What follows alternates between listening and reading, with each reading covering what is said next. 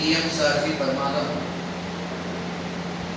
जैन धर्म के अंदर जो व्यवहारिक नियम होते हैं, श्रावकों के नियम होते हैं, वो नियम आपको स्वाध्याय सभा में आकर के बैठाता है। आपने प्रतिदिन स्वाध्याय का नियम लिया तो आपको कहाँ बैठाएगा? स्वाध्याय सभा में।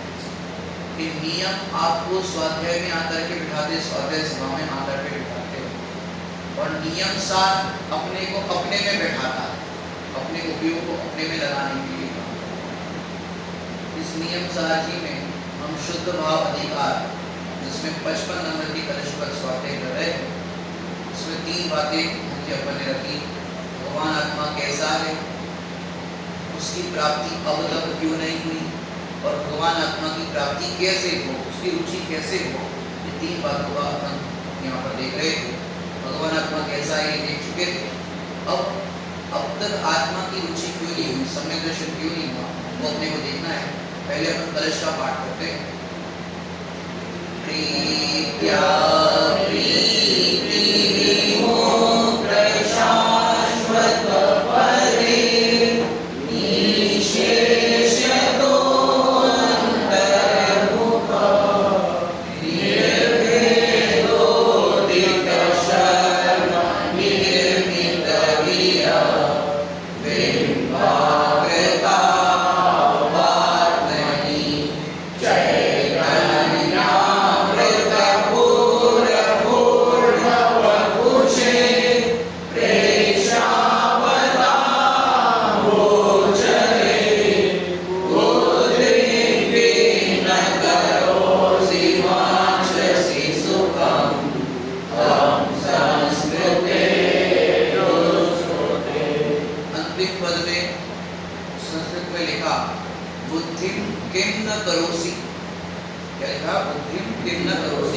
बुद्धि को क्यों नहीं लगाते, ये इसका भाव हुआ। और उसका हिंदी में हुआ ऐसे आत्मा में तो रुचि क्यों नहीं करता, तो बुद्धि किम न करोसी, कि तुम बुद्धि को क्यों नहीं लगाते। जैसे कई बार कहते हैं कि अपने उपयोग को आत्मा में लगाओ, जितनी बुद्धि नहीं है हमारी, ना हमारा ज्ञान नहीं है, कह रहे बुद्धि को क्यों नहीं लगाते। जैसे पानी है, पानी को यदि तवे पे डाला जाए, डोसा बनाते हैं ना, डोसा जैसे पानी डालते हैं ना, ऐसे करते हैं। पानी को तवे पे डाला जाए तो क्या होगा, पानी की बूंद का क्या होगा, नाश को प्राप्त हो जाएगा। वही पानी स्वाति नक्षत्र के अंदर सीप में गिरे तो क्या होगा, मोती बन जाएगी। वही पानी की बूंद यदि सागर में मिल जाए तो क्या होगा, सागर में। देखो पानी की बूंद यदि तवे पे जाएगी तो नाश को प्राप्त होगी। पानी की बूंद स्वाति नक्षत्र में सीप में गिरेगी तो भी पानी की बूंद नाश को प्राप्त होगी, और वो पानी की बूंद समुद्र में जाकर के गिरेगी तो सुरक्षा को प्राप्त होगी। ऐसे ही हमारा जो उपयोग है वो 5 इंद्रिय के विषयों में लगा तो नाश को प्राप्त होगा। यदि हमारा उसका फल क्या होगा, 5 इंद्रिय के विषयों में पाप। यदि उपयोग हमारा देव गुरु धर्म की उपासना में लगेगा तो वो पुण्य को प्राप्त होगा, लेकिन वो भी उपयोग का नाश होता है। समझ रहे हैं? अशुभ में भी उपयोग का नाश है, शुभ में भी उपयोग का नाश है। वही उपयोग में लग जाए तो यहाँ उसकी सुरक्षा। समझ में आया कि नहीं आया? यहाँ अपने को लगाना, इसलिए कह रहे हैं बुद्धिम किम न करोसि, तुम बुद्धि को क्यों नहीं लगाते। यहाँ पर पंडित गोरवली साहब ने मोक्षणा प्रकाशक में एक प्रसंग में भी लिखा, कोई ऐसा कहे कि हमारा उपयोग नहीं लगता आत्मा में, और पंडित साहब ने क्या कहा होगा, कर्म करता है, कर्म के कारण नहीं लगता है, हाँ इस तरह से कुछ कहा है। वहाँ ये लिखा उपयोग लगाए तो लगे, समझ में आ रहा है कि नहीं आ रहा है, उपयोग को लगाएंगे तो लगेगा। जिससे छोटा सा बालक है, पहली बार उसको स्कूल में भेजा, तो इतने टाइम से तो घर में ही खेल कूद में लगा रहा, पहली बार स्कूल में भेजा क्या होता है, बच्चा कहते मेरे को नहीं पढ़ना है, मेरे को नहीं पढ़ना है, मेरे को नहीं जाना है, तो अपन क्या करते हैं, ठीक है रहने दो, ऐसा करते हैं नहीं, उस बालक को लोभ देते हैं, लालच देते हैं, भय दिखाते हैं, ये तीन प्रकार उसको बिठाते हैं। इसलिए आजकल की तो व्यवस्था ऐसी हो गई कि फर्स्ट स्टैंडर्ड में भेजने से पहले तो बच्चे को प्ले ग्रुप में मम्मी से अलग रहने की थोड़े घंटे आदत रह जाती है, प्ले ग्रुप में खेलता है, धीरे धीरे आगे बढ़ते हैं, वो आदत हो जाती है। तो पहले नंबर में आपने देखा होगा, आपने छोटे छोटे बच्चे को स्कूल लेके जाते थे ना, ऐसे घसीट के लेके जाना, चल घसीट के लेके जाना पड़ता था पहले, क्यों जाते नहीं थे बच्चे, नहीं जाना है नहीं जाना है। तो उस बच्चे का उपयोग पढ़ने लिखने में नहीं लगता है, तो उसको क्या करते हैं, बैठाते हैं साथ में, कभी कभी मम्मी भी बैठ जाए, कुछ हो जाए, पहले ऐसी व्यवस्था होती थी, और धीरे धीरे वो बच्चा बैठने लग जाता है। बड़े होकर के तो हॉस्टल में भी चला जाएगा, पढ़ाई लिखाई भी करेगा, होता है। लेकिन प्राथमिक भूमिका में उपयोग नहीं लगे तो भी इसको उपयोग लगाने के लिए बैठाना चाहिए, क्योंकि ये जो मन रूपी बंदर है ये बड़ा चंचल है, और एक मन रूपी बंदर के लिए आचार्यों ने क्या बात लिखी, उस मन रूपी बंदर को स्थिर करने के लिए कहाँ लगाना चाहिए। एक बात लिखी है बहुत सुंदर, कि इस मन रूपी बंदर को उपयोग लगाने के लिए, चंचल है मन रूपी बंदर, इसको उपयोग लगाने के लिए शास्त्र रूपी बगीचे में छोड़ दो। कहाँ छोड़ दो, शास्त्र रूपी बगीचे में छोड़ दो। तो शास्त्र रूपी बगीचे में जब प्रवेश करेगा, प्रथमान योग के अंदर कथाओं के माध्यम से, शरणान योग के अंदर आचरण आदि के माध्यम से, कर्णान योग में गणित आदि की मुख्यता से, द्रव्यान योग में शुद्धात्मा की मुख्यता से, ऐसे अलग अलग पेड़ों पर जाकर के ये बंदर जाएगा तो उसका मन लगेगा। समझ में आ रहा है कि नहीं आ रहा है। ऐसे इस मन चंचल रूपी जो मन रूपी बंदर है, उसको शास्त्र रूपी बगीचे में छोड़ दो, और शास्त्र रूपी बगीचे में छोड़ेंगे इसके परिणाम है वो सामने, परिणामों में विशुद्धता है, आचार्य ने वचन कहे। तो यहाँ पर अब तक आत्मा की प्राप्ति क्यों नहीं हुई, ये अपना प्रकरण चल रहा था। अपन ने शरणानियों की पद्धति से, कर्णानियों से और भी पहलुओं से अपन ने लिखा था। आगे अपन बढ़ते हैं। कल अंत में क्या देखा था अपन ने, जितनी विराधना की होगी उतना समय लगेगा, जितनी विराधना वो अब समय दर्शन क्यों नहीं हो क्वालिफाई।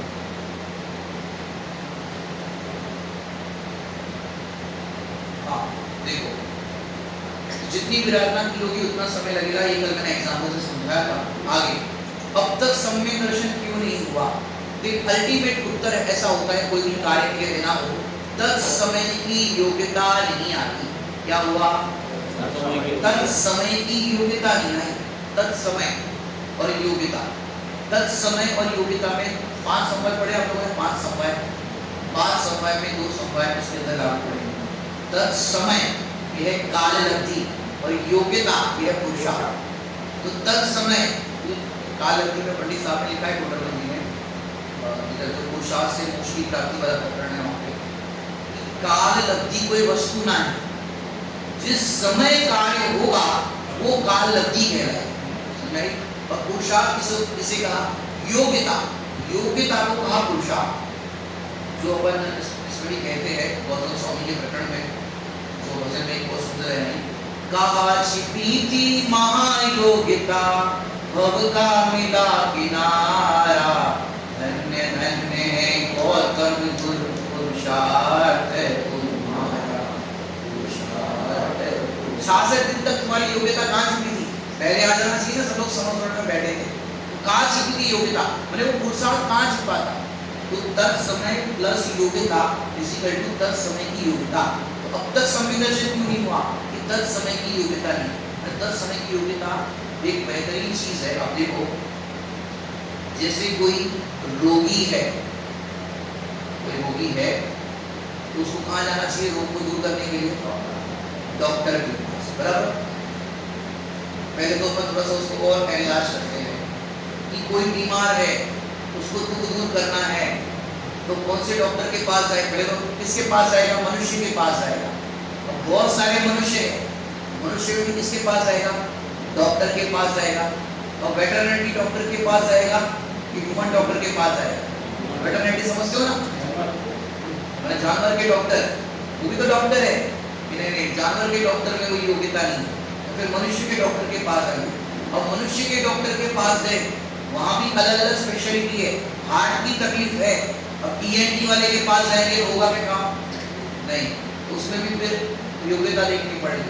तो वो ईएनटी के पास ना जाकर के हार्ट स्पेशलिस्ट के पास जाएंगे। अब हार्ट स्पेशलिस्ट के पास भी पहुंच गए, बराबर। अब हो सकता है, देखो अब इसमें और अपन वो करते हैं, हार्ट स्पेशलिस्ट में अपना ही बेटा अमेरिका से पढ़ करके आया है, अभी डिग्री लेकर के आया है। बोलो, घर का ही डॉक्टर है, उससे इलाज कराओगे कि नहीं कराओगे? घर का ही डॉक्टर है, फीस भी नहीं लगेगी। हार्ट का खर्चा कितना होता है आजकल? 8-10 लाख लगेगा ना, अपने को फ्री में होगा, घर का डॉक्टर है। बोलो, अपने डॉक्टर अपने घर के बेटे से कराओगे? अरे क्यों नहीं? अरे अभी पढ़ाई करके आया है और डिग्री लेके जस्ट आया है, और वो भी गोल्ड मेडलिस्ट, अरे डिग्री लेके आया है। अरे उसको वो क्या बोलते हो, प्रैक्टिस करने का रहता है ना, थोड़ा टाइम प्रैक्टिस करते हैं, एक्सपीरियंस वो बाकी है, चलेगा क्या? अपना घर का ही तो बेटा है। नहीं, भले ही डॉक्टर है, गोल्ड मेडलिस्ट है, लेकिन नहीं चलेगा, बराबर। अब डॉक्टर के पास चले गए, बराबर, अपॉइंटमेंट लेना है हमें। अब एक डॉक्टर ऐसा है कि आप थोड़ा सा उसमें आजकल इंटरनेट पे पूरी जानकारी मिल जाती है ना। एक डॉक्टर हफ्ते में एक बार इंडिया आता है, और उसके लिमिटेड दिन भर के ऑपरेशन होते हैं। लिमिटेड मतलब सुबह को 7 बजे ऑपरेशन स्टार्ट करता है, ऑपरेशन करने का, रात को 2 बजे अंतिम ऑपरेशन होता है, और सवेरे की 5 बजे की फ्लाइट से वो रवाना हो जाता है अमेरिका। अब ऐसे डॉक्टर 2 है, बराबर। अब नहीं, कोई डॉक्टर का परफेक्ट करते हैं, वो 7 बजे और रात को 2 बजे, कितना उसका पूरा दिन भर का ऑपरेशन का टाइम है। अब 7 बजे ऑपरेशन करता है, उसके लगते हैं 20 लाख रुपए, और रात को 2 बजे ऑपरेशन करता है, उसके लगते हैं 5 लाख रुपए। आप कितने बजे कराना पसंद करोगे? डॉक्टर वही है अमेरिका का, हफ्ते में एक ही दिन आता है, और वही ऑपरेशन करेगा। सवेरे 7 बजे करेगा तो 20 लाख लगेंगे, और रात को 2 बजे करेगा तो 5 लाख लगेंगे। कितने बजे जाओगे? 2 बजे। रात को 2 बजे, 7 बजे सवेरे फ्रेश माइंड होता है, पहला ही नंबर लगा देंगे सबसे पहले, भैया 20 लाख लगे तो लगे। क्योंकि आप इंटरनेट पे देखोगे, सवेरे 7 बजे ऑपरेशन करता है, उसका 100% सक्सेस होता है, और रात को 2 बजे ऑपरेशन करता है, और 50-50 वाला मामला है। आप सोचो, इतने दिन भर से ऑपरेशन कर रहा है, और रात को 2 बजे ऑपरेशन करते करते वो थक गया है, नींद भी आ रही है, बार बार ऐसे नींद को भगा रहा है। तो तेरे फोन आ गया पत्नी का कि कहाँ हो, जल्दी आ जाओ। अरे आ रहा हूँ, पत्नी से किसी बात पे अनबन हो गई, टाइम पे आके नहीं हो, ये करके नहीं हो, चले जाओ, हटो इसको। वैसे गुस्से में कर रहा है, काटो, चीरो, गुस्से में ऑपरेशन कर रहा है। बोलो, वही डॉक्टर है जो स्पेशलिस्ट है, क्रोध में ऑपरेशन करेगा तो कराओगे क्या? और आपको 5 लाख बोला था, नहीं इस केस में तो बहुत क्रिटिकल है, 2 लाख और लगेंगे, लोग करेगा उसको बुलाओगे क्या? मैंने उससे कराओगे क्या? अरे मैंने बहुत सारे ऑपरेशन किए, कहेगा डॉक्टर साहब थोड़ा सावधानी से करना, अब तुम गुस्से में लग रहे हो, मैंने बहुत ऑपरेशन करे तो मुझे सिखा रहा है, मान कसाई में करेगा तो उससे कराओगे क्या? मैंने किसी भी कसाई में है, उस डॉक्टर से कराओगे क्या? मैंने यहाँ मुझे ये समझाना है कि 7 बजे भी वही ऑपरेशन करेगा, रात को 2 बजे भी वही ऑपरेशन करेगा, वही स्पेशलिस्ट डॉक्टर है, सब कुछ है, लेकिन जो ऑपरेशन होता है ना, वो डॉक्टर नहीं करता है, उस समय की योग्यता। समझ में आ रहा है कि नहीं आ रहा है? दृष्टांत से 7 बजे की योग्यता और रात को 2 बजे की योग्यता। थका हुआ है पूरे दिन भर का, थका हुआ है तो कुछ फर्क पड़ेगा कि नहीं पड़ेगा? दृष्टांत समझ में आया कि नहीं आया? ऐसे ही यहाँ पर तत्समय की योग्यता, जीव की जिस समय सम्यक दर्शन की प्राप्ति होनी है तो वो तत्समय की योग्यता में होती है। निमित्त उपादान में पढ़ा होगा ना आपने, उसमें आता है अंतिम जो अल्टीमेट ट्रुथ है वह तत्समय की योग्यता से कार्य होता है। उसके आगे तो कोई उत्तर ही नहीं है। तत्समय की योग्यता नहीं है तो कार्य नहीं हुआ। तो ये एक पहलू ये है कि अब तक सम्यक दर्शन क्यों नहीं हुआ, कि तत्समय की योग्यता नहीं आई। ये एक उत्तर हुआ। अब एक और बहुत सुंदर पहलू यहाँ पर बताने जा रहे हैं। अक्सर लोग वचनों के अंदर ऐसा कह देते हैं यह देव शास्त्र ऊपर द्रव्य है, देव शास्त्र गुरु से भी काम नहीं होता है। ऐसा सुना होगा आप लोगों ने। और कल मैंने क्या कहा था, यह देव शास्त्र गुरु सर्वोत्कृष्ट पदार्थ है, उन्हीं से अपना काम होगा। ये श्रद्धान बराबर होना चाहिए। आप कहीं पर भी कोई सा भी ग्रंथ कहीं से भी छपाओ, लेके आओ, वहां ऐसा वाक्य ढूंढ के लाओ कि देव शास्त्र गुरु ऊपर द्रव्य है, देव शास्त्र गुरु हमारे लिए कुछ कार्यकारी है। ऐसा कहीं पर है क्या? ये कथन आप लोगों ने सुना भी होगा। कोई लोग ऐसे बोलते भी है ये पर द्रव्य है। एक दिन किसी से पूछा ये देव शास्त्र गुरु क्या है? पर द्रव्य है। निश्चयाभास में ऐसा हो जाता है, पर द्रव्य है। ये पर द्रव्य कहीं पर भी ढूंढो, कोई से भी अनुयोग से ढूंढो। आप वचन देखना, चाहे वो पंडितों ने लिखे हो, अर्थात ये पंडित टोलवन जी का देख लो, कोई भी विद्वान ने लिखा हो, एक बार आचार्यों ने लिखो हो, मुनिराजों ने लिखे हो, देव शास्त्र गुरु के वचन कितने अच्छे वचन होते हैं। ये मैं आपको खोल करके बता रहा हूँ। कभी भी ये वचन हमारे मुख से नहीं निकलना चाहिए देव शास्त्र गुरु पर द्रव्य है। समझ आया नहीं आया? देव शास्त्र गुरु देखो, अभी अपन वचन पढ़ेंगे ना तो पता चलेगा। वीतरागी भगवान से सम्यक दर्शन मिलेगा कि नहीं मिलेगा, ये अपने कल देखा था। गुरु से ज्ञान होता है कि नहीं होता है, गुरु से सम्यक दर्शन लेंगे कि नहीं लेंगे। तो ये अलग अलग अपने प्रश्न पूछे थे, उसका क्या अपन ने देखा ना। राम जी भाई बाबू जी क्या बोले, गुरु से ज्ञान होता है कि नहीं होता है। साहेब मेरी जिह्वा नहीं ऊपर रही, हम कैसे आपसे कहे कि आपसे ज्ञान नहीं होता। ये गुरु की विनय है, ये व्यवहार विनय है, जिनसे हम ज्ञान प्राप्त करें व्यवहार विनय है। गुरु से ज्ञान नहीं होता, बात सही है, शास्त्र में लिखी है कि निमित्तों से कार्य नहीं होता है, लेकिन उनसे ऐसा नहीं कहा जाएगा तुमसे काम नहीं होता है। ये श्रद्धान का विषय है। श्रद्धान भी ये रखना है कार्य हमारे उपादान से हो, और बाहर में निमित्तों की बहुमान भक्ति आदि का भी परिणाम होगा। जिससे इसके लिए जो धर्म रत्न बाबू भाई जी थे, नाम तो सुना है कि इसमें किसी बाबू भाई जी थे पूरे एमपी में, महाराष्ट्र में, और बहुत दूरी के साथ रहे। यहाँ भी आए थे, आए थे यहाँ। वो बाबू भाई जी के साथ दृष्टांत देते थे बहुत सुंदर, कि जैसे दूल्हा घोड़ी पर चढ़ता है, विवाह के लिए जाकर घोड़ी पे चढ़ता है, तो बड़े बुजुर्गों के चरण स्पर्श करके चढ़ता है, और घोड़ी से उतरेगा तो क्या करेगा? उतरेगा तो भी चरण स्पर्श करेगा बड़े बड़े बुजुर्ग। एक परंपरा है। ऐसे ही स्वरूप के शिखर पर चढ़ने के लिए जो पुरुषार्थ करने बैठेगा, वो बाहर में देव शास्त्र गुरु को आदर्श बना करके नमस्कार करने लगेगा, और जब उपयोग बाहर आएगा, सम्यक दर्शन लेके निकलेगा, तो क्या होगा? प्रभु आपने एक न्याय, समझ में आया नहीं है? दोनों तरफ उपयोग बाहर है, देव शास्त्र गुरु की भक्ति आ गई है, और अंतर सन्मुख हुआ, फिर बाहर आया तो देव शास्त्र। ऐसे समझना। देखो, समय सारणी की 5वीं गाथा की टीका, मैंने सीधा वहां से स्क्रीनशॉट निकाल के वो वाक्य निकाला है। समय सारणी 8वीं गाथा की टीका। देखो, निज वैभव का जन्म कैसे हुआ है, पुनः वह कैसा है। और देखो लाइन समझना, निज वैभव का जन्म कैसे हुआ है, अर्थात सम्यक दर्शन कैसे हुआ है, आत्मा के वैभव की प्राप्ति कैसे हुई है, उसका बताते हैं अमृतचंद्र आचार्य। निर्मल विज्ञान घन आत्मा में अंतर्निमग्न अंतरलीन परम गुरु सर्वज्ञ ने भगवान को स्मरण किया। अपर गुरु जो मुनिराज है ना, आचार्य है, उनके भी जो गुरु होंगे उनको भी याद करें। अपर गुरु गणधर आदि से लेकर हमारे गुरु पर्यंत, जिनसे हमने दीक्षा ली है, हमारे गुरु पर्यंत उनके प्रसाद रूप से दिया गया जो शुद्धात्म तत्व का अनुग्रह पूर्वक उपदेश, उससे भी वैभव का जन्म हुआ है। समझ में आया कि नहीं आया कुछ? ये नहीं कह रहा है मैंने पुरुषार्थ से सम्यक दर्शन प्राप्त किया है, मैंने किया, ऐसा नहीं। अरे परंपरा से जो बात आई है, यदि वहां से हमको ये उपदेश नहीं मिलता तो बताओ कौन बताता ये आत्मा? देखो, इस पंचम काल में और आपके लिए तो कहे कि पूज्य गुरुदेव श्री काली स्वामी का यदि हमको ये भगवान आत्मा का समय सर आदि का उपदेश नहीं मिला होता तो बताओ हम आत्मा की बात करते क्या?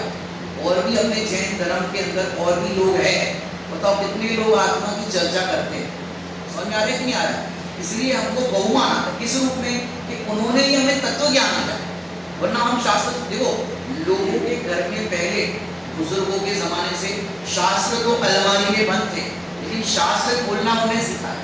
शास्त्र का मर्म क्या होता है ये नहीं सिखाया। नहीं तो बताओ ये शास्त्र स्वाध्याय कितने लोग करते हैं? आप अपने रिश्तेदारों से भी पूछना कितने लोग ग्रंथ का स्वाध्याय करते हैं? बहुत कम मिलेंगे। उसमें भी पुराण के ग्रंथ पढ़ने वाले मिल जाएंगे, श्रावकाचार पढ़ने मिल जाएंगे, लेकिन द्रव्यान योग के 6 द्रव्य 7 तत्व भेद विज्ञान की बात पढ़ने वाले कितने लोग? इसलिए बहुमान आता है। तो देखो तो इससे भी जो है भाव का जन्म हुआ है, ये एक रेफरेंस दिखाया। दूसरा देखो समय सारथी की गाथा 1 नंबर, उसकी टीका में भी क्या लिखते हैं चंद्राचार्य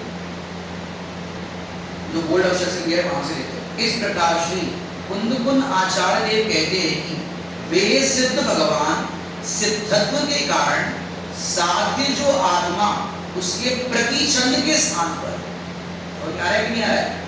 प्रति छंद के स्थान पर मतलब आदर्श के स्थान पर, जो अपन पढ़ते अशरीरी सिद्ध भगवान आदर्श तुम्ही में प्रति छंद के स्थान पर है, अर्थात वो हमारे लिए दर्पण के समान, वो जैसे स्वरूप को प्राप्त किए है वो है साध्य दशा।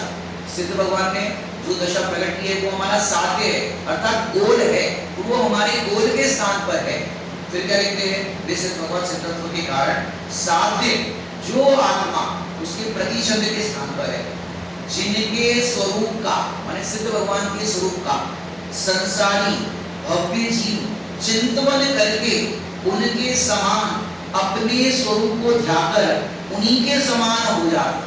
कितनी सुंदर भाषा है, उन्हीं के समान हो जाते। इसको ध्याकर उनके स्वरूप को चिंतन करके जैसे सिद्ध भगवान है वैसा ही मैं आत्मा हूं, उनके पास अनंत गुण, मेरे पास भी अनंत गुण, एकदम समान ही है हम, वो भी आत्मा हम भी आत्मा। तो ऐसे उनके स्वरूप का चिंतन करके ये चीज मैंने देखो एक रचना पढ़ी होगी आप लोगों ने, ऐसा ही प्रभु मैं भी हूँ, एक अध्यात्म पूजांजलि में शुरुआत में मिल जाएगी अभिषेक पाठ के पहले। ऐसा ही प्रभु मैं भी हूँ, यह प्रतिबिंब सु मेरा है, भली भांति मैंने पहचाना, ऐसा रूप सु मेरा है। समझ में आया नहीं आया? इतने बहुमान भक्ति के वचन होते हैं। ये आपको मैं मूल ग्रंथ की टीकाओं से बता रहा हूँ, ये दिखा अपन ने। आगे मोक्षमा प्रकाश शक्ति का देखो कोट, जो बोल्ड अक्षर से लिखा है उसी को अपन पढ़ते हैं। देखो जिनके ध्यान द्वारा, इसका देखो प्रकरण चल रहा है सिद्धों का स्वरूप, सिद्धों के स्वरूप में लिख रहे हैं। ऊपर देखो हेडिंग पर देखो सिद्धों का स्वरूप, सिद्धों के स्वरूप में देखो अंत में क्या बात कह रहे हैं, तथा जिनके ध्यान द्वारा अर्थात सिद्ध भगवान के ध्यान द्वारा भव्य जीवों को स्वद्रव्य और परद्रव्य, जैसे सिद्ध भगवान के पास 3 कर्म से रहित अवस्था है, बराबर, द्रव्य कर्म भाव कर्म 9 कर्म से रहित अवस्था सिद्ध भगवान के पास, तो उनसे समझ में आता है कि वे भी आत्मा है हम भी आत्मा है, बराबर। एक बात, वे 3 कर्मों से रहित हुए हैं और हमारे अभी 3 कर्म विद्यमान, बराबर। तो इससे समझ में आया कि एक तो स्वद्रव्य और जो कर्म है वो परद्रव्य, तो उनके स्वरूप को ध्यान पर, उनका ध्यान करने पर स्वद्रव्य और परद्रव्य का पता चलता है। इस स्वद्रव्य वो आत्मा है और परद्रव्य वो कैसे ध्यान। फिर औपाधिक भाव और स्वभाव भावों का विज्ञान होता है, विशेष ज्ञान होता है। ये औपाधिक भाव माने कर्मों से उत्पन्न हुए भाव है, वो सारे औपाधिक भाव है, और स्वाभाविक भाव वो है जो अपने ध्यान भाव है, अपने जो इंटरनल गुण है वो हमारा भाव है। तो औपाधिक भाव स्वभाव भाव का विज्ञान होता है। अब देखो आगे, जिनके द्वारा उन सिद्धों के समान स्वयं, जिनके द्वारा उन सिद्धों के समान स्वयं होने का साधन होता है, उनके स्वरूप को दया और अपने स्वरूप को देखा तो उनके समान होने का साधन होता है, वैसा ही मेरा स्वरूप है। मैंने देखा जाए तो सिद्ध भगवान और हम तो समान ही है, जो कुछ भी है एक्स्ट्रा है। क्या बोला? जो कुछ भी एक्स्ट्रा है, बाकी तो हमने और उनमें तो समानता ही है। एक्स्ट्रा चीज निकल जाएगी और समान समान रह जाएंगे। देखो तो अपना शुद्ध क्या क्या साधक होता है, इसलिए साधने योग्य जो अपना शुद्ध स्वरूप उसको दर्शाने के लिए वे प्रतिबिंब के समान। कौन? सिद्ध भगवान। फिर कहते हैं जो कृत्य हुए हैं। अब भगवान को क्या करना बाकी है? जो कृत्य हुए हैं, इसीलिए ऐसे ही अनंत काल पर्यंत रहते हैं। ऐसे निष्पन्न हुए सिद्ध भगवान को हमारा नमस्कार हो। मैंने यहाँ सिद्ध भगवान के लिए कितने अच्छे वचन, और वो हमारे लिए आदर्श के स्थान पर है, साध्य के स्थान पर है। ये मोक्षण प्रकाशन से देखा, समय सारथी में 2 देखे, पहली गाथा की टीका, 5वीं गाथा की टीका, इस तरह और भी आप देख सकते हो। मैंने आपको सैंपल दिखाया। आगे वाक्य लिखा है जो हमने आपको एक दिन बताया कल, निमित्त उपयोगी है लेकिन उपादेय। मैंने दूसरा वाक्य सुनाया था, निमित्तों की अपेक्षा भी नहीं और उपेक्षा भी, बराबर। और यहाँ निमित्त उपयोगी तो है, अर्थात देव शास्त्र गुरु जो है सम्यक दर्शन के लिए कैसे है? उपयोगी। क्यों? उनके बिना हमें ये कौन बताता आत्मा की बात, तो ये इसलिए उपयोगी है। परंतु कोई देव शास्त्र गुरु के ही चरण पकड़ ले और कह दे मैंने तेरे ही भरोसे पारस घाट घर में नहीं डाल, तो डालेंगे क्या? आपने देखा होगा कि जो स्वयं तैरना नहीं चाहते उसको कोई नहीं तार सकता। जैसे कोई डूब रहा है, अपन ने उसके लिए रस्सी फेंकी और कहा रस्सी को पकड़ लो, हम सब खींच लेंगे तेरे को। अब क्या करना है उसको? अरे रस्सी को तो पकड़ना है, और वो रस्सी को पकड़े ही नहीं, तो बताओ उतार सकते उसको? ऐसे यहाँ पर भी देव शास्त्र गुरु हमको आत्मा को पकड़ने के लिए लक्षण रूपी डोरी दे रहे हैं, लक्षण रूपी डोरी दे रहे हैं। वो डोरी को हमको पकड़ना है और उस डोरी को पकड़ पकड़ करके हम आत्मा तक पहुंच जाए। समझ में आया कि आया? आत्मा की पहचान लक्षण से होती, प्रत्येक वस्तु की पहचान लक्षण से होती, और वो लक्षण पकड़ा तो लक्ष्य तक पहुंचेंगे कि नहीं पहुंचेंगे? जैसे मैप होता है, मैप, वो मैप में अपन ने रास्ता देख लिया, अब अपने को क्या करना है? मैप तो मिल गया, लेकिन उस मैप पे चलना पड़ेगा कि नहीं चलना पड़ेगा? रास्ते में, रोड में माइलस्टोन लगे रहते, पत्थर लगे रहते। ऐसे आजकल पत्थर की जगह पे बड़े ग्रीन कलर के बोर्ड हो गए, पहले पत्थर लगे रहते थे, कई जगह पर आपको दिखेंगे। उस पे क्या लिखा रहता था? जैसे यहाँ से नागपुर जाना है, कितने किलोमीटर है? 750, 350। उस पत्थर पे लिखा है 350 किलोमीटर दूर नागपुर। अब कोई पत्थर पे ही बैठ जाए, बोलो पहुंच जाएगा क्या? अरे मैं तो बैठ गया ना उस पे। अरे उस पे बैठोगे तो नहीं पहुंचोगे। वो माइलस्टोन हमें दिशा बताता है, रास्ता बताता है, हमको उस दिशा पर चल करके दशा प्रकट करनी पड़ती है। जैसे देव शास्त्र गुरु हमें मोक्ष मार्ग की प्राप्ति का रास्ता बताते हैं, उनके बताए हुए मार्ग पर चलकर हम वो दशा को प्रकट करें। समझ में आया कि नहीं आया? इसलिए निमित्त उपयोगी है। अगर देव शास्त्र गुरु नहीं होते तो कैसे पता चलता ये रास्ता? तो निमित्त उपयोगी है लेकिन उपादेय नहीं, अर्थात आश्रय करने योग्य नहीं। उसको ही पकड़े रखोगे तो काम नहीं होगा। जैसे एक किनारे से दूसरे किनारे जाने के लिए नाव का प्रयोग करते हैं। अब कोई व्यक्ति नाव में बैठे ही नहीं तो एक किनारे से दूसरे किनारे जा सकता है क्या? नाव में बैठना उपयोगी है लेकिन उपादेय नहीं। अब नाव में भी बैठ गए, किनारा भी आ गया, अब उतरे ही नहीं। तो समझ में आ रहा है कि नहीं आ रहा है? उपयोगी तो है नाव लेकिन उपादेय नहीं, आपको नाव को छोड़ना भी पड़ेगा। इसको नाटक समय सारथी में पंडित बनारस दास ने बहुत अच्छे शब्दों में लिखा, जेहि जहां साधक है तेहि तहां पादक है। कि जो प्राथमिक भूमिका में साधक थे वो आगे की भूमिका में बाधक है। समझ में आया कि नहीं? चलिए आगे। अब इतनी बात तो हमने ये की, अब तक सम्यक दर्शन की प्राप्ति क्यों नहीं हुई? अब तक आत्मा की रुचि क्यों नहीं हुई? एक और बात यहाँ मैं कहना चाहूंगा, जो भी मैंने बात उठाई थी कि कई लोग कहते हैं देव शास्त्र गुरु परद्रव्य है। ये मुझसे नहीं बोलना है, वचनों से नहीं बोला है, वचनों से तो देखो कैसी भाषा होती है, ये मैंने आपको कुछ सैंपल दिखाया। अरे वचन में तो उनके बहुमान भक्ति का परिणाम, श्रद्धा में ये रखना है कि कार्य अपने उपादान से होता है। अब देखो सुंदर भाषा का प्रयोग यहाँ पे लिखा हो, अगला पढ़ना, हाँ देखो बहुत सुंदर दृष्टांत है। मैं आपको जो बात कर रहा था, बड़े पंडित साहब की एक रचना है दृष्टांत और सिद्धांत। एक सैंपल यहाँ पर आपको दिखेगा कि किस तरह के दृष्टांत सिद्धांत है, तो आपको बहुत आनंद आएगा। देखो ये 139 नंबर का दृष्टांत है, 47 पेज पर मिलेगा। अब ये किसके लिए दृष्टांत दे रहा हूँ कि जो कहते हैं ना देव शास्त्र रूप पढ़ रहे हैं, ऐसी भाषा का प्रयोग करते हैं, उनको समझाने के लिए दृष्टांत है कि उनके लिए कैसे वचन होना चाहिए।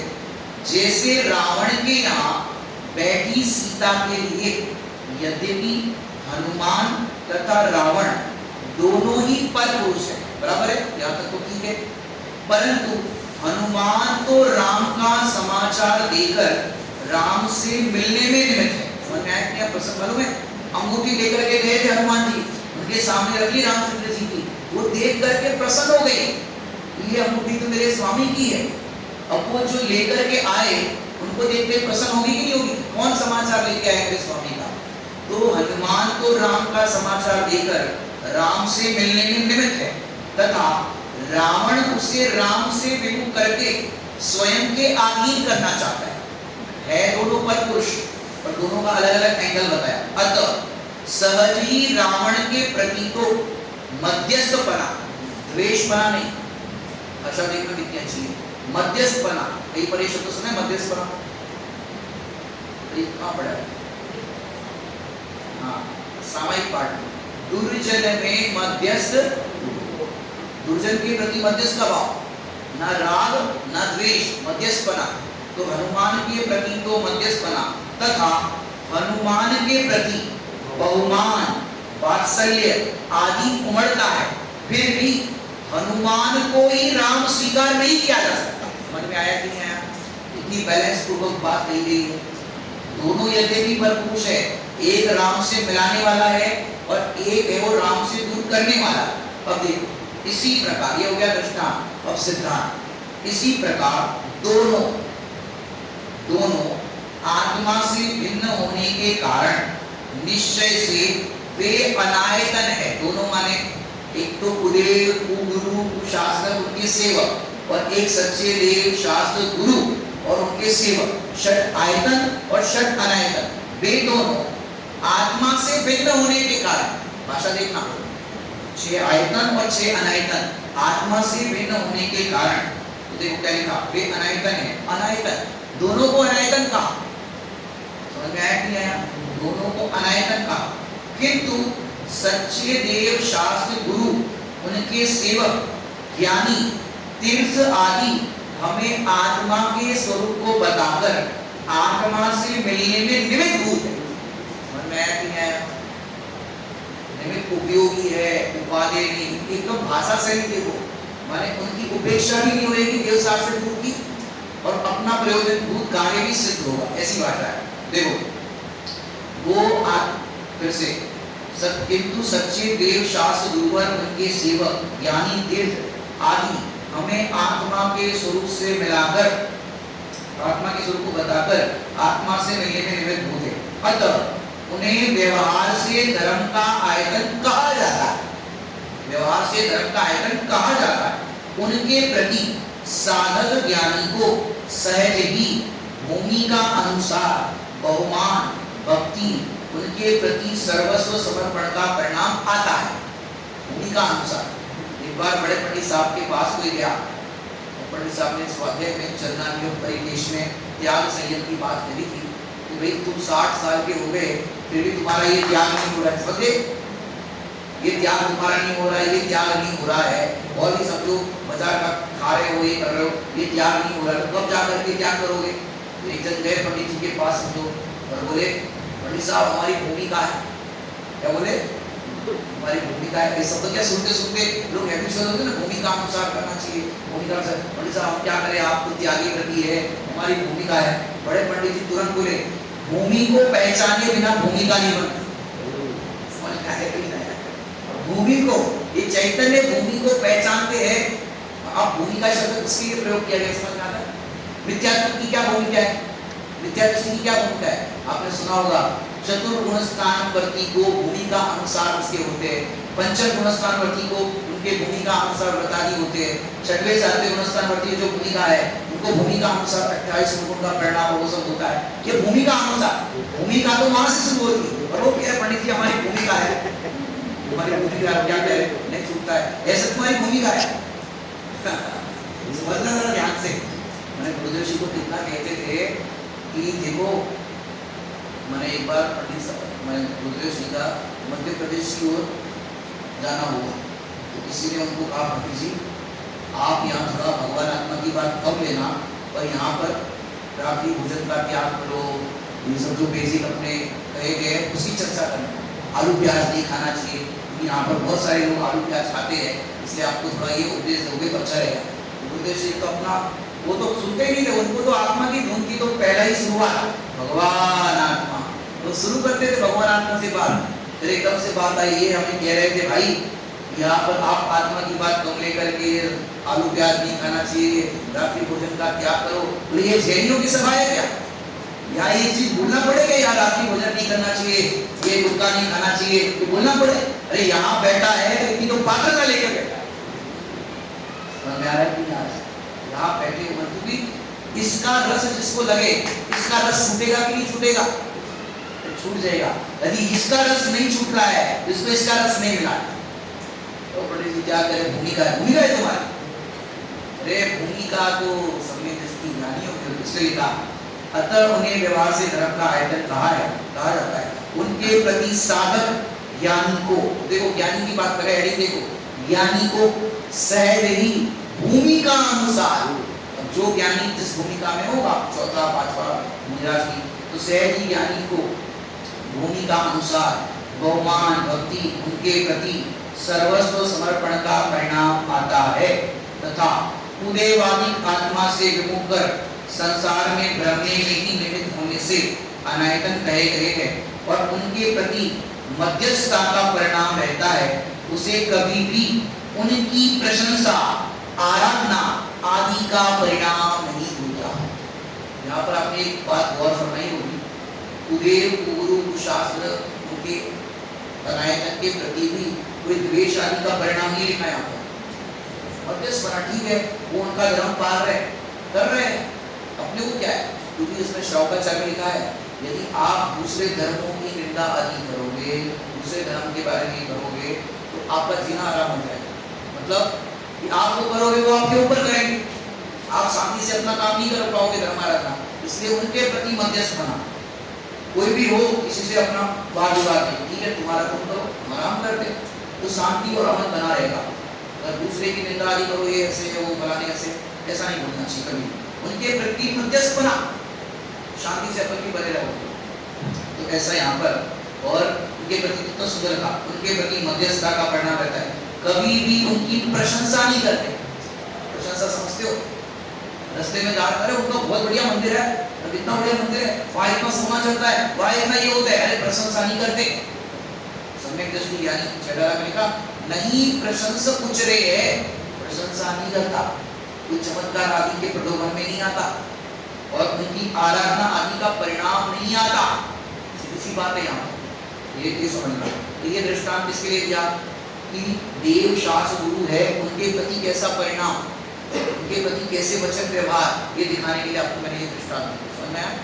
ये समझ आगे आत्मा की रुचि सम्यक दर्शन करना सबको है लेकिन पुरुषार्थ नहीं करना चाहिए। क्या कहा? सम्यक दर्शन सबको करना है लेकिन पुरुषार्थ नहीं करना चाहते। जैसे बच्चों को आपने देखा होगा नारे लगाते सम्यक दर्शन प्राप्त करेंगे, सब लोग बोलते प्राप्त करेंगे, किसको किसको सम्यक दर्शन चाहिए?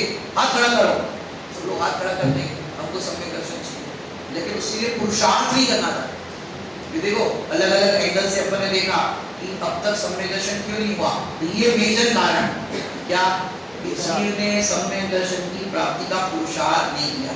ये आप कहोगे पंडित जी दोपहर में तो बता रहे थे 4 लाख दिन तक जीव पहुंच जाता है, कि वो बात यहाँ नहीं लेना, यहाँ तो हमको हाईलाइट पुरुषार्थ को करना। कमी रहेगी ना, सम्यक दर्शन नहीं हुआ ना, कार्य नहीं होना, तो कहीं पर पुरुषार्थ की कमी तो है कि नहीं? बिना कमी के तो कार्य अधूरा रह जाए, ऐसा तो है नहीं। पुरुषार्थ नहीं किया, और उसको दूसरे एंगल से कहो जितना पुरुषार्थ करना चाहिए उतना नहीं किया। कारण वाला पॉइंट है पुरुषार्थ। देखो एक तारण स्वामी जी थे, आपने नाम सुना है? गुरुदेव श्री भी उनके ज्ञान समुद्र सारा ग्रंथों को भी स्वाध्याय किया है, छोटे दादाजी ने भी किया है। अपने यहाँ पर एक विद्वान जो है पंडित आकेश उबेगा वाले, बिल्कुल उसी समाज से है। तो वहाँ पर शून्य स्वभाव नाम का ग्रंथ है, बहुत अच्छा ग्रंथ है। उधर भी 3 बातें दी है। भगवान आत्मा कैसा है, एक बात, भगवान आत्मा के आश्रय का फल क्या है, और भगवान आत्मा के अनाश्रय का फल क्या है। 3 बात में ग्रंथ पूरा, लगभग 35 कार्य का है, ज्यादा नहीं है, 35 वो अपनी भाषा में गाता को, उनकी भाषा में कार्य का को। वहाँ लिखा ओलू कातर पावन दे, बोलिए ओलू कातर पावन दे, रस की बारही दो नाले, रस की बारही दो नाले। ठीक है, बात हो गई। ओलू तो सुना है आपने, भाव समझ नहीं आया होगा। ओलू का बैल तो पता है। अब पुराने जमाने में ओलू का बैल होता था, तो रस निकालना होता था गन्ने का। आप महाराष्ट्र में देखोगे बहुत दिखेगा ऐसा, वो घुमाने वाली मशीन रहती ना, ओलू के बैल को उसमें लगाते थे, वो घूमता था और रस निकलता जाता था। तो घर में बड़े जनों ने कहा बच्चों से, बच्चों आज अपन गन्ने का रस निकालेंगे, आ जाओ फटाफट, गन्ना धो, मशीन धो, तपेली धो, हेल्प करो। इनडायरेक्टली क्या कहा, हेल्प करो। अब जब बच्चों से घर के काम की बात हो, और सारे 10-5 बच्चे हो, रिश्तेदार सब, मतलब अपने बड़े परिवार पहले होते थे, तो सारे बच्चे जल्दी आ जाओ काम करने, नहीं नहीं हम नहीं आ रहे, और खेलने के लिए चले गए। और वो मैदान में वहाँ बच्चे खेल रहे हैं, और माता पिता तो क्या करेंगे, चलो ठीक है बच्चे है, रस बनाना है, तो गन्ने धोए, साफ किया, मशीन में डाला, रस निकाला, और जब तपेली में छान करके रस तैयार हो गया, सारे बच्चे अपना अपना कटोरा, पहले वो दोना पत्ता चलता था, कटोरा, रस की बारही दोना ले। समझ में आया नहीं आया? कि जब रस निकालने का टाइम आया तो सब भाग गए, मैंने काम के टाइम में कोई आता नहीं है। और जब रस तैयार हो गया फिर क्या हुआ, रस की बारही दोना ले। अक्सर ऐसा होता है बच्चों के शिविरों में, हमने खास तौर पे देखा कि जो बच्चे होते हैं पहले दिन से जो वहाँ के लोग होते हैं सारे घर घर में खबर कर देते हैं, व्हाट्सएप से खबर कर देते हैं, ये अपने भी जो भी बच्चे हैं या आपके घर में मेहमान के रूप में बच्चे आए हैं, सारे बच्चों को शिविर में नाम लिखाओ, उनको बढ़िया यहाँ पर पढ़ने के लिए भेजो, लास्ट दिन सबको इनाम मिलेगा, सब बोलते थे। अब कुछ बच्चे ऐसे होते हैं, हमें नहीं जाना है, हमें नहीं जाना है, खेलना है, ठीक करना है। अब शिविर में पढ़े नहीं, पढ़ाई की नहीं, एग्जाम दी नहीं, और लास्ट दिन जब समापन होता है और सारे बच्चों को इनाम बढ़ रहे हैं, और सारे बच्चे को जो परीक्षा दी है वो तो इनाम मिलेगा। अब जो बच्चे पढ़ाई लिखाई तो करे नहीं, परीक्षा दी नहीं, जैसे कि वीरिया दोना ले, ऐसे करते हैं नहीं कुछ बच्चे, हमें भी इनाम दो, हमें भी इनाम दो। अरे तुम शिविर में आए थे क्या, तुम्हारा नाम है क्या, तुमने परीक्षा दी क्या? नहीं, परीक्षा तो नहीं दी। इनाम सबको चाहिए पर वो पढ़ने का पुरुषार्थ नहीं कर रहे। दृष्टांत सामने आया क्या है?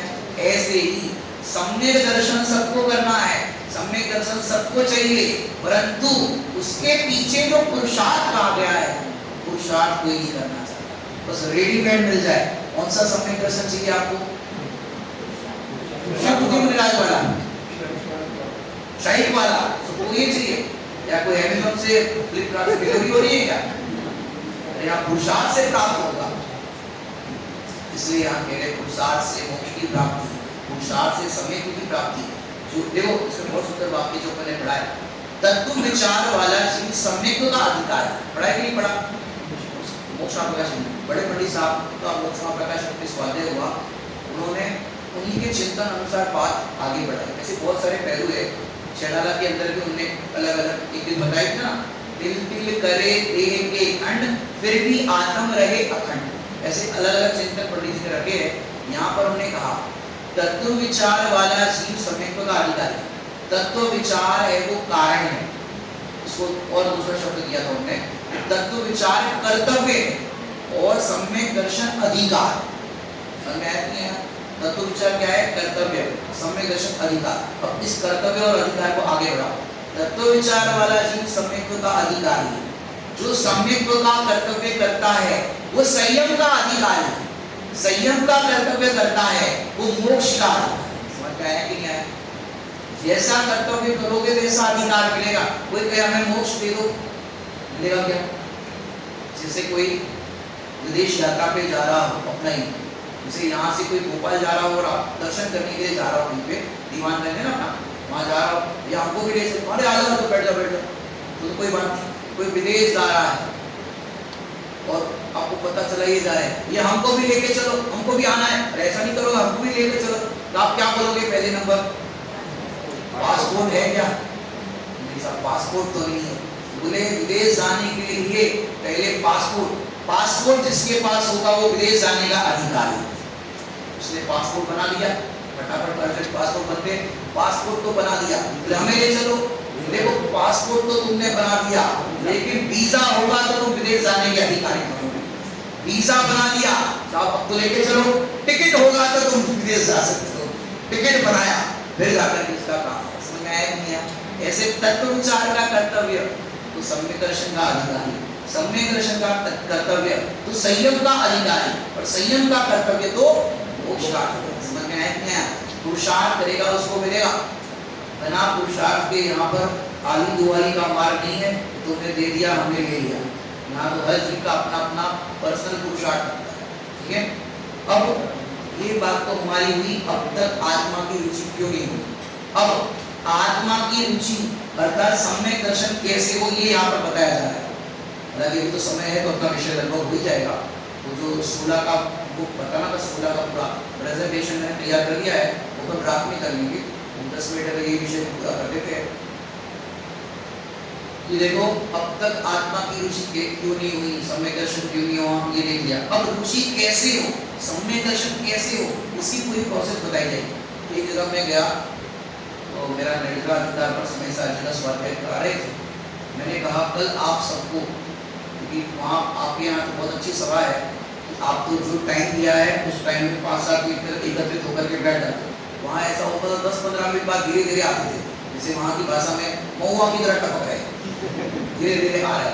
यहाँ तो सब लोग पहले से आ जाते। तो मैंने लोगों को जल्दी लाने के लिए कहा कल आप सबको मैं सोना बनाने की विधि बताऊंगा, वो भी समय सारथी ग्रंथ से। सत्य महाव्रत के धारी है, झूठ बोलेंगे नहीं। उनने ग्रंथ के अंदर सोना घर पे कैसे बनाया जाए ये लिखा है, इसलिए सब लोग टाइम से आ जाना। मैंने तो बोल दिया ऐसे मजाक मजाक में, और लोग देखा तो पूरी सभा चाकाचक तो पहले से आके बैठ गए। अब मैंने तो अपना मंगलाचरण किया, अपना विषय चालू किया और सब करा, विषय पूरा होने सब लोग एक दूसरे को देखिए, और सब लोग कॉपी पेन लेके आके बैठे थे। कॉपी पेन ऐसे तो मैं बोलता हूँ कॉपी पेन लेके बैठे तो कोई बैठे नहीं, कॉपी पेन लेके बैठे थे और फिर पूरा प्रवचन होने आ गया। मैंने बोला अब अपन आगे का विषय, पंडित जी वो मेन बात तो बताई नहीं, तो क्या वो आप बोल रहे थे सोना बनाने की विधि? फिर सोचा इतने लोग कैसे एक साथ आते हैं। फिर मैंने उनको बताया सोना बनाने की विधि घर पे बन जाएगा, सब लोग लिख भी रहे, जैसे आप लोग दोपहर की क्लास में लिखते हो, अरे फिर क्या बताया ऐसे करके लिखते हो, जैसे वो भी उसमें लिखा है सोना घर पे कैसे बनाया जाए। सोना इतना महंगा हो गया है, मोदी जी को अगर ये मिल जाए, मोदी जी पूरा उसको बोल दे कि कैसे बनता है, जैन ग्रंथों में लिखा है, वहाँ साफ साफ लिखा है कि सोना बनाने के लिए पहले तो हथेली का मूत्र, सिंदूर, शीशा, शीशा होता है धातु, शीशा और एक और चीज आती है, हथेली का मूत्र, सिंदूर, शीशा, और उनको धोकनी से धोकने पर सोना प्राप्त होता है। कढ़ाई के अंदर उसको करने का तो सोना बनता है। ये सारी कंटेंट 4 कंटेंट जो होता है, इसको करने पर सोना बनता है। आपने देखा होगा बहुत स्कीम रहती है, कंपनी वाले बहुत सारी स्कीम बताते हैं, बहुत एकदम सस्ती स्कीम बताते हैं, और वहाँ स्टार बना हुआ होता है। स्टार का मतलब क्या होता है? कंडीशन अप्लाई, शर्तें लागू। आपको लगेगा कि इतना फायदा होगा, इतना फायदा होगा, लेकिन कंडीशन अप्लाई, बहुत सारे टैक्स कट जाएंगे, हो जाएगा।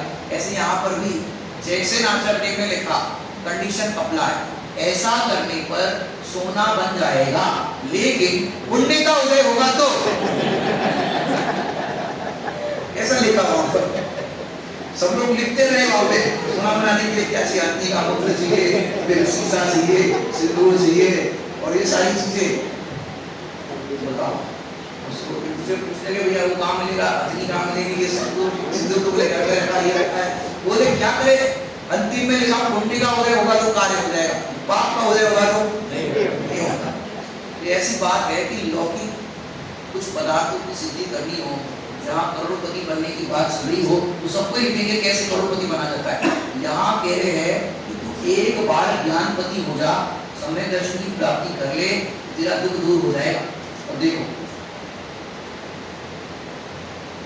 शुरुआत मंडली करते हैं 5-7 मिनट, देखो 2 बोल है, हम कैसे इसको पूरा करें, 5-7 मिनट और लगेंगे, चलो कोई बात नहीं। बहुत अच्छा भाव है, देखो सम्यक दर्शन कैसे हो, आत्मा की रुचि कैसे हो, विभाव परिणतियों को ज्ञान द्वारा प्रथम ललकार तो क्या कर, विभाव परिणतियों को प्रथम ज्ञान द्वारा ललकार तो, विकल्प में सही स्वभाव पर बल तो दे, कुछ समय बाद तो स्वयं ये कषाय उत्पन्न ही नहीं होगी, परंतु तू तो कषायों को बल प्रदान करते हुए कषायों का अभाव करना। ये बोल जो 190 नंबर का है, बड़े पंडित जी की एक रचना है, मैं ये बोल लिखे है, अमृत वचन नाम की रचना है, उससे ये बोल अपन ले रहे हैं, आत्मा की रुचि कैसे जागृत हो, इस पर उन्होंने ये बात लिखी है, इसलिए हमने ये लिया। तो पहले नंबर क्या करना है, विभाव परिणतियों को ज्ञान द्वारा प्रथम ललकार दो और विकल्प में सही स्वभाव पर बल दे, तो कुछ समय बाद तो स्वयं कषाय उत्पन्न ही नहीं होगी। तो स्वभाव पर बल दिया, कषाय उत्पन्न ही नहीं होगी, परंतु तू तो कषायों को बल प्रदान करता है, करते हुए कषायों का अभाव करना चाहते। बोलो कषाय का अभाव होगा, कषायों को पोषण करते रहेंगे, क्या अभाव होगा, एग्जाम्पल से समझते हैं।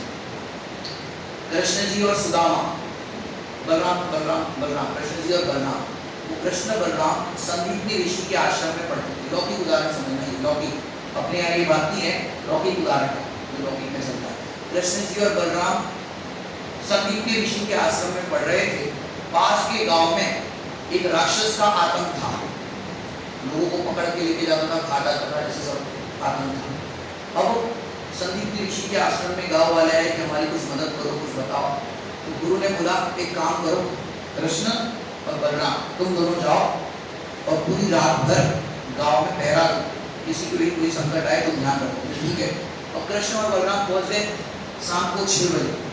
तो कृष्ण जी बोले काम करो, पूरी रात दोनों जागेंगे, क्या मतलब है, 6 से 12 तुम जागो और 12 से सुबह 6 मैं जाऊंगा, ऐसे शिफ्ट बांट लो, ठीक है।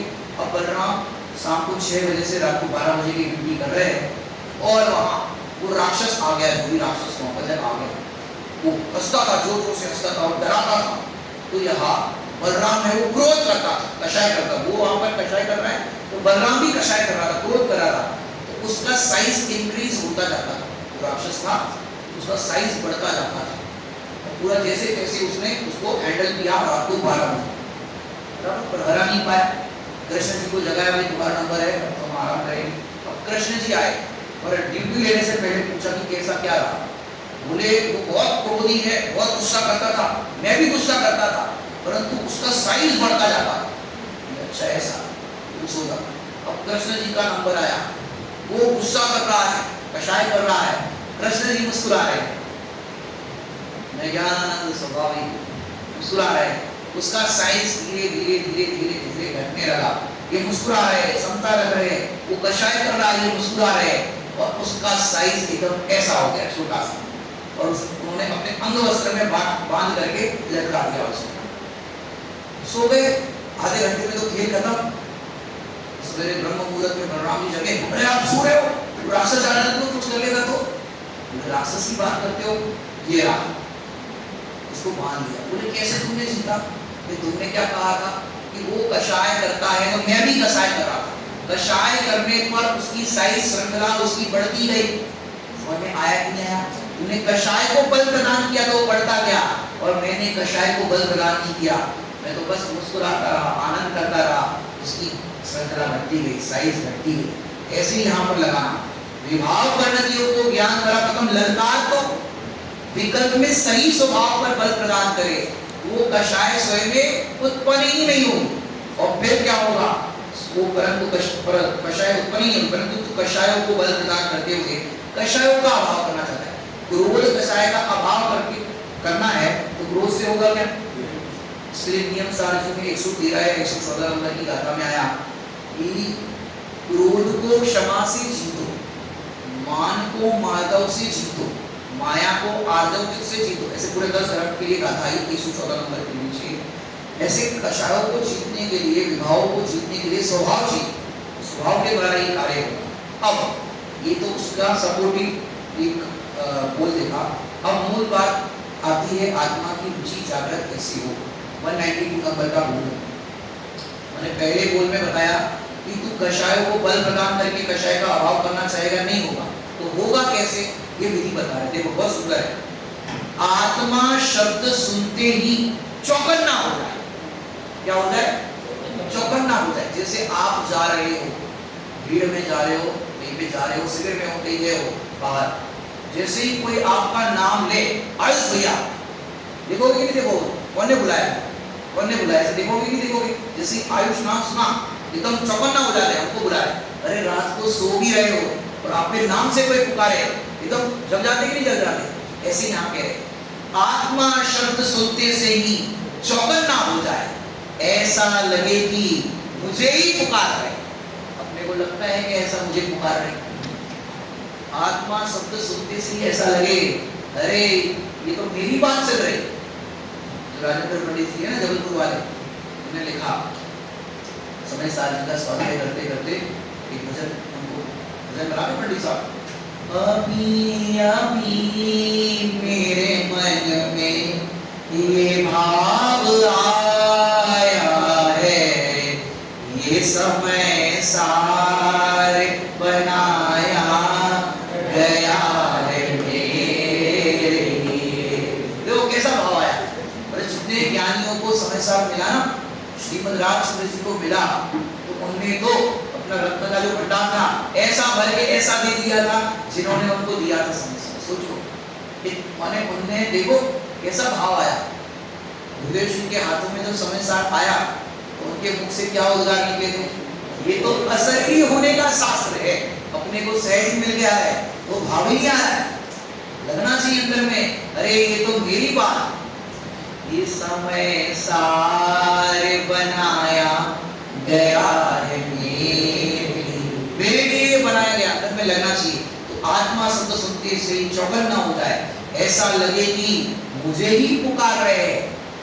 सोनगढ़ के अंदर क्या हुआ, एक गुरुदेव जी का प्रवचन पूरा हुआ, उसके बाद कुछ साधन नहीं आया, लेट हो गए, प्रवचन के टाइम पे नहीं पहुंच पाए, लेट हो गए। एक सेठ ने कहा कि आप लोग लेट हो गए, आज का प्रवचन कितना जोरदार था, कितना बढ़िया प्रवचन था, आप लेट हो गए, कोई बात नहीं, मैंने कैसेट बनाने की व्यवस्था कर दी, आपको कैसेट दे देंगे, कैसेट से सुनना, उस जमाने की बात है। बोले इतना बढ़िया प्रवचन था, तो कैसेट तो सुनेंगे तब सुनेंगे, इसमें क्या बात आई? बोले गुरुदेव जी ने मेरा नाम प्रवचन में 3 बार लिया, बहुत बढ़िया प्रवचन था, 3 बार लिया। तो वो जो थे उन्होंने कहा साहब मेरा नाम तो गुरुदेव जी प्रवचन में रोज लेते हैं। सेठ का पानी उतर गया, ये मुझसे भी बड़े कोई सेठ मालूम पड़ते हैं, मेरा नाम तो गुरुदेव जी हर प्रवचन में लेते हैं। साहब आपका नाम क्या है? भगवान आत्मा। माने तुमको सेठ ये वाला नाम लगाते हैं, बोलते हैं तो लगता है मेरा नाम लिया, लेकिन भगवान आत्मा कहते तो चौकन्ना नहीं होता ये मेरा नाम ले। समझ आ रहा है कि नहीं आ रहा? क्योंकि हम अपने को आत्मा नहीं देख रहे, हम अपने को ये देख रहे मेरा नाम लिया। अरे मेरा नाम ये नहीं है, जिसको चाहिए है नाम उसका है नीचे भाव। बड़े बड़े लोग नाम के चक्कर में कहां पहुंच गए? देखो नाम जब पुकारे आत्मा तब लगे ये मुझे ही पुकार रहे हैं, चारों ओर से सिमट कर उपयोग उसी ओर केंद्रित हो जाए। आत्मा शब्द सुनते से उपयोग चारों ओर से सिमट पर किस पे हो जाए? आत्मा पर केंद्रित हो जाए। आत्म वैभव को सुनकर, आत्मा की बात सुनकर रोम रोम उलसित हो जाए। समझ में आ रहा है कि आत्मा की बात सुन करके कल रात को किसी का हुआ था कैसा? आत्मा की बात सुनकर के किसी का रोम रोम उलसित हुआ था क्या रात को? किसका हुआ? जो भवदेव का जीव गुरुदेव, उसने सुना अरे आत्मा ऐसा है, धर्म में जाने पड़ेगा, ऐसा होगा, सुनते से ही रोम रोम उलसित हो गया, सम्यक दर्शन की प्राप्ति कर दी उसने। सुनकर रोम रोम उलसित हो जाए, फिर उस प्राप्य वैभव की प्राप्ति हेतु अंतर्मुख हो जाए। वैभव तो प्राप्य है, बस उसकी प्राप्ति हेतु, वैभव की प्राप्ति हेतु अंतर्मुखी हो जाए, उस प्राप्य वैभव की प्राप्ति हेतु अंतर्मुखी हो जाए, बाह्य प्रतिकूलताएं या प्रलोभन भाषित न होवे। अब सुनना, प्राप्य वैभव की प्राप्ति के लिए वो पूरा अपना समर्पण लगा लेता है, अंतर्मुखी हो जाए, फिर बाहर में प्रतिकूलता होगी कि नहीं होगी? हो भी सकती है। तो बाह्य की प्रतिकूलताएं या प्रलोभन भाषित न होवे, पहले नंबर तो भाषित ही ना होवे, यदि सहज भाषित हो तो बाधक समझे। जिसे सरल दृष्टांत, आप लोग घर से निकल रहे थे प्रवचन के लिए, उसी दिन वाला दृष्टांत, और अचानक मेहमान आ जाए, पहले तो मेहमान ही ना आए, और यदि आ जाए तो प्रवचन में जाने के लिए बाधक समझे। ऐसा लगता है अच्छा हुआ आप आ गए, प्रवचन में तो जा रहे थे, कोई बात नहीं, आपसे गप्पे लगा देते, ऐसा नहीं, अरे उसको बाधक समझे। तभी आत्म रुचि जगी। ये रुचि, आपको स्वाध्याय की रुचि जगी तो कब रुचि कहलाएगी? कहां से आ गए इस टाइम पे, प्रवचन का टाइम था, हमारा प्रवचन अभी हमको लाभ नहीं मिलेगा, तो ये है आपकी स्वाध्याय सुनने की रुचि। और ऐसे यहाँ लगो कि बाहर के कोई प्रलोभन, कोई प्रतिकूलताएं बाहर में दिखाई दे, तो वहां पर भी लगे कि अरे कहाँ फंस गए, हमको तो आत्मा में रमना है। ये तभी लगता है कि आत्मा की रुचि जगी। समझ में आ रहा है क्या? आप अपना स्वयं का पैरामीटर नाप सकते हैं कि हमें आत्मा की रुचि की ओर बढ़ रहे हैं कि नहीं बढ़ रहे हैं, तो तभी जगी। ऐसा कहा जाएगा, तब लगी ऐसा कहा जाएगा, जगी से कहा जाएगा। क्यों? देखो, जब तक आत्म चर्चा में, अब देखो उसका नापने का मीटर, जब तक आत्म चर्चा में ऐसा लगे कि किसी और की बात है, तब तक आत्मा की रुचि नहीं। समझ में आया कि नहीं आया? यहाँ कह रहे थे ऐसे आत्मा में तो रुचि क्यों नहीं करता, इसको नापने का पूरा बता दिया। अगर आप आत्मा की रुचि की ओर बढ़ रहे हो तो आपको आत्मा की चर्चा सुनाएगी, आत्मा की चर्चा सुनकर के आपको उसको प्राप्त करने के लिए लग लगेगी, अंदर में लगे मुझे आत्मा चाहिए, मुझे आत्मा का अनुभव करना है, इस तरह से चलेगा, पुरुषार्थ चलेगा, और तभी आत्म रुचि है ऐसा कहा जाएगा। आत्म चर्चा सुनते ऐसा लगे और किसी बात है, तो आत्मा की रुचि नहीं, ये शब्द कहीं दिखा है? आत्मा आत्मा की बात करते हैं, लेकिन जाने किसी और की ही बात करता है। मोक्ष मार्ग प्रकाश में है सात तत्व संबंधी भूल में माई प्रकरण। अब बात हुई अल्टीमेट लास्ट, मुझे सम्यक दर्शन हुआ कि नहीं हुआ, कैसे पता चले? ऐसा होता है लोगों को, 5 मिनट में बात पूरी करता हूँ, सुबह का तो व्याख्यान लास्ट ही है अपना। एक बार बाल ब्रह्मचारी सुमंत प्रकाश जी भाई साहब जब भोपाल में प्रोफेसर के पद पे थे, चौक मंदिर है वहाँ पर स्वाध्याय कराते थे शाम के टाइम पे, तो वहाँ पर एक अम्मा जी थे, 70-80 साल के थे। उन्होंने कहा अम्मा जी ने, पंडित जी एक बात बताओ, हमने 20 साल से ये चीज़ का त्याग किया है, 25 साल से ये चीज़ नहीं खाते हैं, फलाना नहीं करते, ये नहीं करते हैं, साल में 2-3 तीर्थ यात्रा कर लेते हैं, पूरा स्वाध्याय करके सब कुछ बताया, आप एक बात बताओ, मुझे सम्यक दर्शन हुआ है कि नहीं हुआ है? ऐसा पूछ रहे थे, हुआ है कि नहीं हुआ है, आप बताओ, हुआ है कि नहीं हुआ है? तो पंडित जी ने सोचा 70-80 साल के हैं और इतना सारा पहाड़ लेके बैठे हैं, हमने इतना किया है, इतना किया है, इतना किया है, इतना किया, और एकदम से बोलो नहीं किया तो फिर अटैक आ जाए। तो उनको धीरे से तरकीब से बोला, ताते जिनवर कथित तत्व अभ्यास करीजे, संशय विग्रह मोह त्याग आपोल करीजे। अम्मा जी बोले, पंडित जी हमको मालूम है 6 डाला खिलाएंगे, आप तो ये बताओ सम्यक दर्शन हो कि नहीं हुआ कि नहीं हुआ? पंडित जी ने धीरे से बोला, अब जिसके बल पर कह रहे हो, त्याग संयम तीर्थ यात्रा स्वाध्याय के बल पर कह रहे हो, सम्यक दर्शन हुआ कि नहीं हुआ? नहीं हुआ। तो अम्मा जी बोले, क्या करे मर जाए, 25 साल से कर रही है, अभ्यास कर रही है, क्या करे मर जाए, इतना झंझलाट हो गई। वस्तु स्वरूप नहीं समझ रहे, यहाँ पर पूरी विधि बताई जा रही कि कब आपको आत्मा की रुचि लगी, जगी, आप कब तक कितने दूर हो, ये आपको समझ में आएगा। तो यहाँ पर पूछ रहे सम्यक दर्शन हुआ कि नहीं हुआ, तो कोट किया यहाँ पर मैंने, समय सार जी की 206 गाथा की टीका, वहां पर अमृत चंद्र आचार्य ने लिखा, हुआ कि नहीं हुआ दूसरों से मत पूछ, उधर लिखा वह अपने को ही अनुभव गोचर है, दूसरों से क्यों पूछना पड़े। मैंने अपने मुख में मिश्री रखी और पूछो मेरा मुंह मीठा हुआ कि नहीं हुआ बताओ, हम कैसे बताएंगे आपका मुंह मीठा क्या हुआ कि नहीं हुआ? करंट लगा किसी को, तो पूछो ये करंट कैसा लगा, अब उसको कैसे बताएंगे? तो किसी एक व्यक्ति ने दूसरे व्यक्ति को चाटा लगाया, अब दूसरा तीसरा व्यक्ति पूछे ये चाटा कैसा लगा, कैसे बताओगे? कैसे बताओगे कैसा लगा चाटा? बता सकते हैं क्या? अरे वो खुद फील करेगा उस अनुभव में, उसको दूसरे से पूछने से पता नहीं चलेगा कि क्या हुआ। समझ में आ रहा है कि नहीं आ रहा है?